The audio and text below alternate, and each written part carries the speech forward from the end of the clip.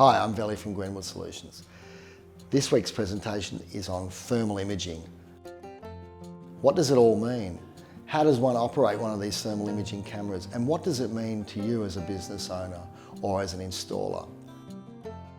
Thermal imaging or thermography is the non-contact detection and measurement of the temperature differences of a material and the assignment of colours based on temperature. All things emit infrared radiation, including us. Infrared imaging thermography visually represents this infrared energy and transforms this into readable data that can be analysed.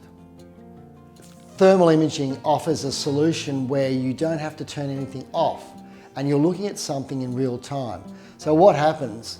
The thermal imaging operator takes a photo of what is under investigation, a standard photo, and then straight away takes a thermal imaging photo.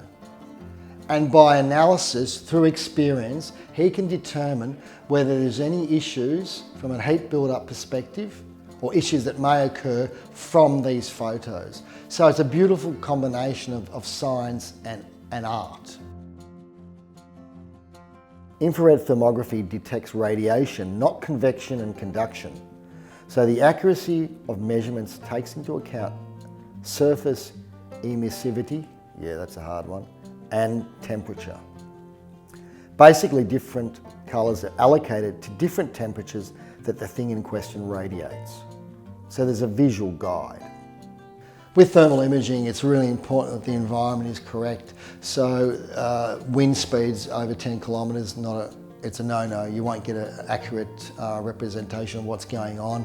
Obviously, additional lights, and you have to take into account the emissivity, yeah, it's a really hard word, of the actual object in question. So you really have to know what you're actually thermal imaging, what its natural temperature is, and what are extreme temperatures that it may be subjected to. What thermal imaging can't do is actually see inside something. You can only see the surface of it. So you have to take that into consideration. It is not an X-ray machine. It can't see through walls. That's completely another kind of technology. Thermal imaging services are an effective and efficient way of testing to detect electrical anomalies, often invisible to the naked eye, switchboards, etc., solar panels. Can allow corrective action to be taken before costly system failures potentially occur. Can minimise the downtime and labour costs compared to other testing methods. A lot of insurance companies actually stipulate in big apartment buildings that the MSB, the main switchboard, has a thermography report on a pretty regular basis, and that can actually reduce your premiums, and in some cases without this report you cannot actually get insurance with some insurance companies.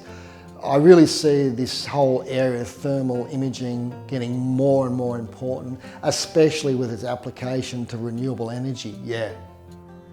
Additional benefits. Can allow predictive maintenance, wear and tear on machinery and heat build-up, identifying commercial solar system hotspots, fractures, etc. And testing of three-phase systems, distribution panels, fuses, wiring and connections. Any thermographic survey can show differences in apparent temperatures of areas within the camera's field of view, but to be useful must detect all the apparent defects, if any, assess, compare them against criteria agreed between the company conducting the thermography report and the client. As part of the process, must discount those anomalies that are not real defects and analyse the real problems, and this is the report presented. The basic beginning steps usually are as follows. Selecting the critical temperature parameter. Selecting maximum acceptable defect area. Measuring surface temperature difference caused by the defect.